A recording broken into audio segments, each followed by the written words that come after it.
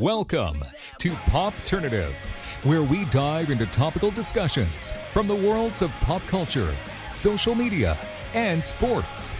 Here is your host, Peter Remoliotis, aka PD Beats. PD Beats here from Popternative. Me to Jake Austin Walker about National Treasure: Edge of History, premiering on Disney Plus December 14th. Welcome back to the show, man. It's so good to see you again. Thank you. It's so good to see you too, buddy. This is like, our triple reunion, right? We're just talking about Third time, yeah. Instagram 2020, Live. 2020, baby. Stargirl, man, from Brainwave to treasure hunting. It's so crazy. Yeah. Here's the thing, man. I remember when this project was announced, even before you were cast and like the trailers announced, and now it's finally coming out soon. Like, it's crazy. It's starting to hit you now because of the premieres and the press junkets that it's coming out. But has it been like 2 months of like you kind of realizing that, wow, like this is coming out soon? Yeah, and I think also, going into it knowing it's such a big franchise. And also just growing up as a kid watching it, and that's not just like a plot point, like a thing to talk about. It's like, it's the truth. Like I grew up watching these movies. Like my brother and I loved these movies. My whole family, my brother and I really loved specifically the first one. We loved the first one so much. And it was so funny is it actually kind of like flipped because I watched all the National Treasures.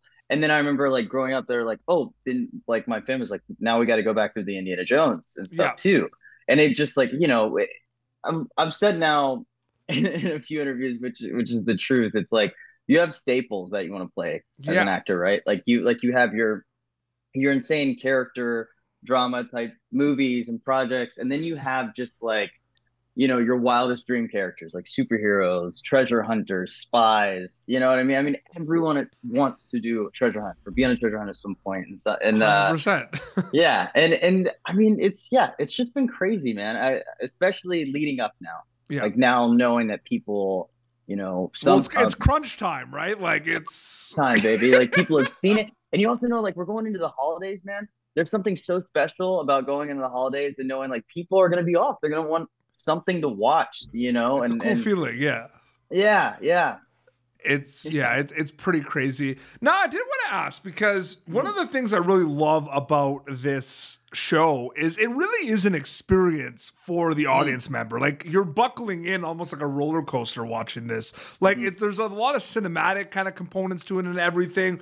What's it like as an actor, mindset-wise, knowing that you're going to be on a show where the audience has to be active. The audience has to be dialed in. They're going to be kind of a detective figuring out. Like, do you think about that after you wrap? Like, wow, like the audience is going to have to pay attention and be really active with National Treasure: Edge of History.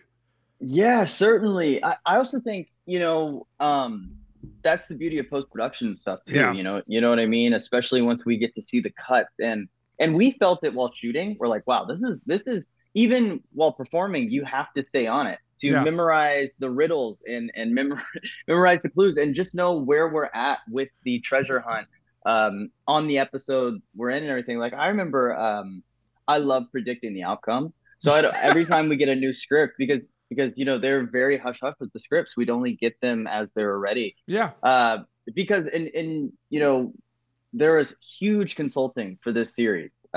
Everything is everything is based off real history, and it's real consultants that the Wibberleys and all the writers were talking to 24/7. So sometimes they didn't want to send out a draft because maybe a certain connection might not line up. And so they really wanted to make sure they got that right. Especially if you're telling the history of people that didn't get the spotlight of this history, you want to make sure you tell their story as it's deserved, So yeah, I would get the script and then start predicting, and I got a few of them right, which was super exciting. But I just start predicting where it was going, what the clues would do, and we did know going into it. I mean, especially Lisette. I mean, Jess, who plays Jess Valenzuela, our leading lady, especially the pressure she had to make sure she had like a journal that was filled, always making sure she knew where her character was going and what's going on with the clue and the treasure hunt. I mean, yeah, it was a lot. And now seeing it, being lucky enough to see a good amount of the episodes, Yeah. It is so exciting because you know, you get a few seconds to breathe, and then it's back into what's going on, which is really fun. I think specifically with the weekly format, it is going to be one of those episodes where every time it ends, people are gonna be like, "Oh, dude, okay, so am I just supposed to sit with this around the clue dinner now?" table, right? Yeah, yeah. Yeah, I'm really excited to see how much of like Twitter and socials have like their own little hunt, thinking like, oh, this is how they're gonna find it. There's This gonna is be what so it's many gonna theories. be. You know what? You can Oh. prepare yourself a little bit for that, right? With Stargirl, right? Yeah. Oh man. Yeah.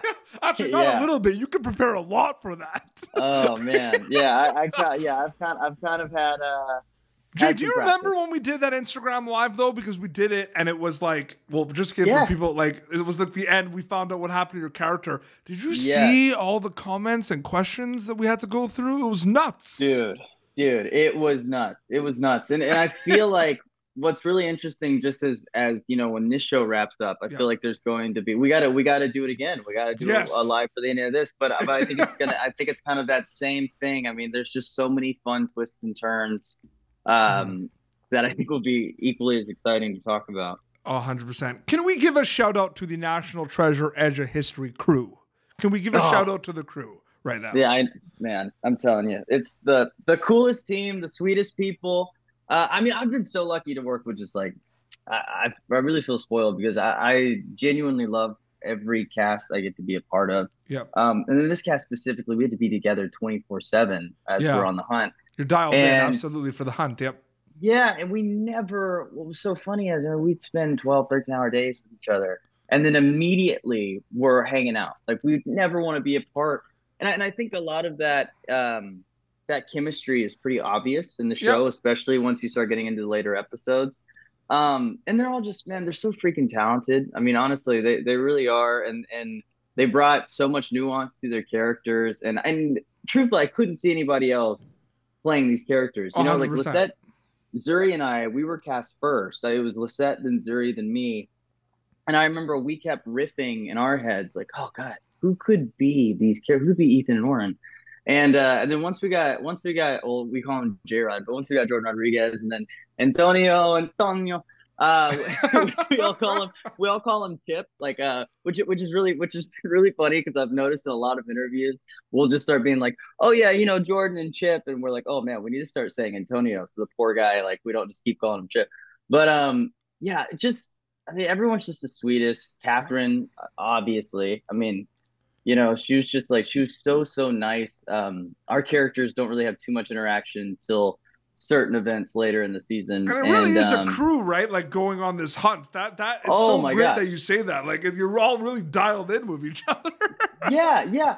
And also, I think what's really cool is everyone's valuable. You know, there's no weak links. Like it always takes someone's thinking outside of the box or someone's skill that helps. You know what I mean? I mean, I feel like sometimes the one thing that can happen when you have a team that's too big, or just so many faces on the hunt, is you're almost like, okay, well, what are they doing that's that different from their friend, you know? But everyone's so unique, and you got Oren, his conspiracies. Ethan's a super intelligent lawyer in training, soon to be lawyer. I mean, Jess is like next level intelligent. It's almost a superpower. Tasha's a tech savvy genius.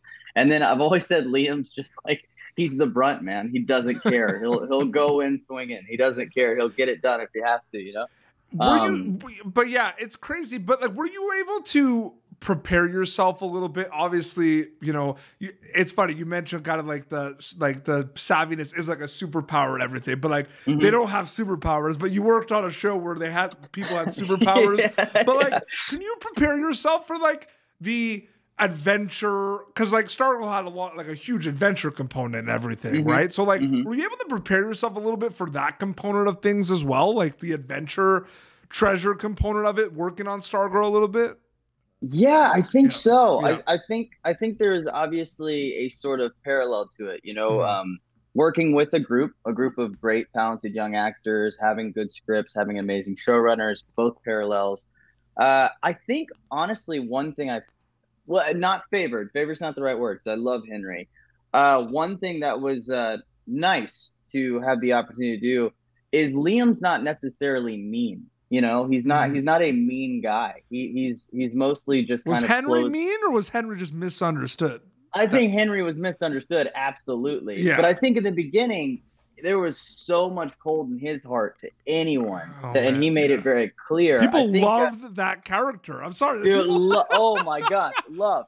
Yeah. And I mean, look, I always believe every character is a stepping stone to something else, and without Henry, there'd be no Liam. You know. Yep, 100%. Yeah, from the professional standpoint, absolutely. Yeah. And that fan base is so amazing, and it's that same sort of, you know, in retrospect, it's that same sort of, not the same arc necessarily, but it's that same idea of there's something so layered and valuable to misunderstood characters. Well, like at least it's like Liam is like, it's clear cut that there's a good chance that he's like a good guy.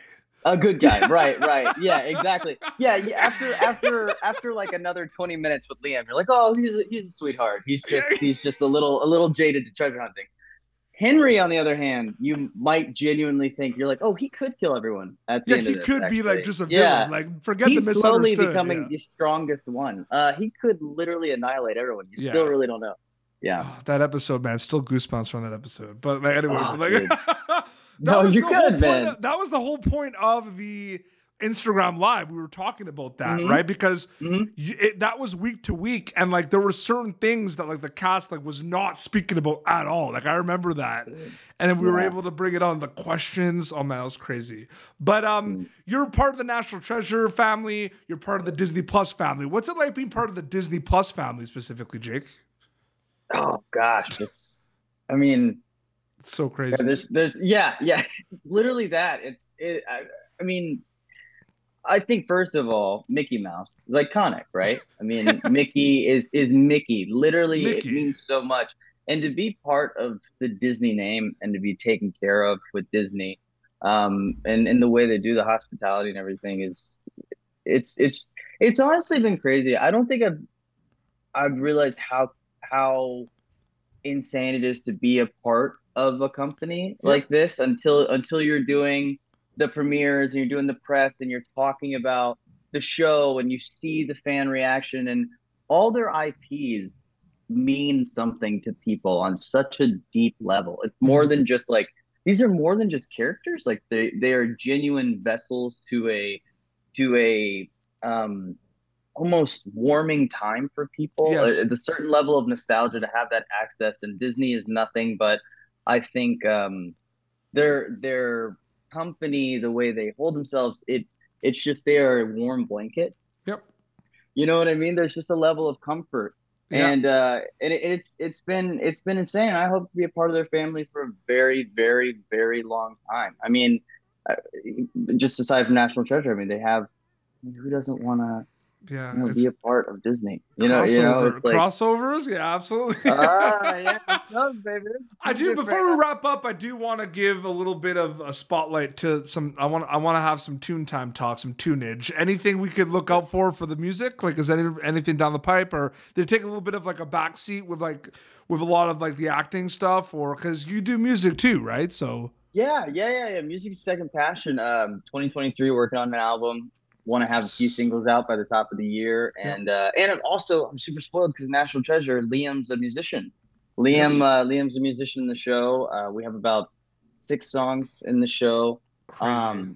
And so it's in so spoiled because I love the music he gets to play in the show and all that. So music thankfully was not lost this year because of the show too. It kind of rejuvenated a certain element to my 100%. Music that I was looking for. You feel like there might be kind of like an automatic kind of backseat a little bit when like the show's announced, there's all these other things happening, but you were able to kind of keep it in the fold, so to speak. Yeah, and typically you have to keep a balance, but I was so lucky and gracious that I got to do both of these characters. Absolutely. Okay, last question before we wrap up. People are going to be able to see the first 2 episodes of National Treasure: Edge of History on Disney Plus, December 14th.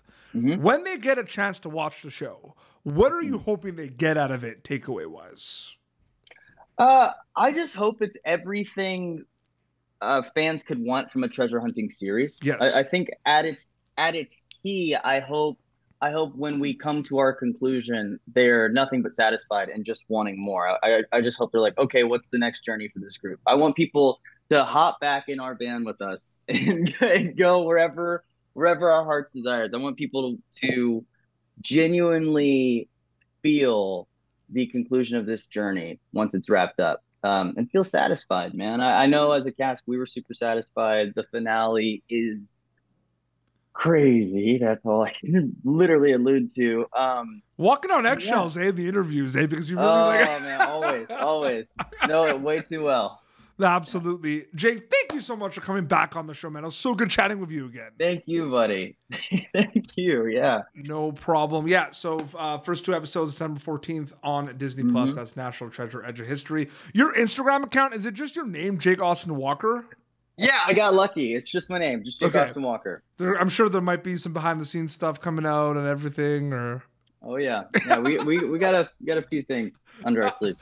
Absolutely. Well, this has been Pop Turn. YouTube.com/Pop Turn for previous episodes. Be sure to catch Jake Austin Walker as Liam in National Treasure Edge of History on Disney Plus. Until next time, this is Jake and Petey Beats signing off. Thank you for tuning in to Popternative. Make sure to check out our past episodes of Popternative on YouTube. Be sure to like Popternative on Facebook and follow us on Twitter. This has been an Autograph Communications production.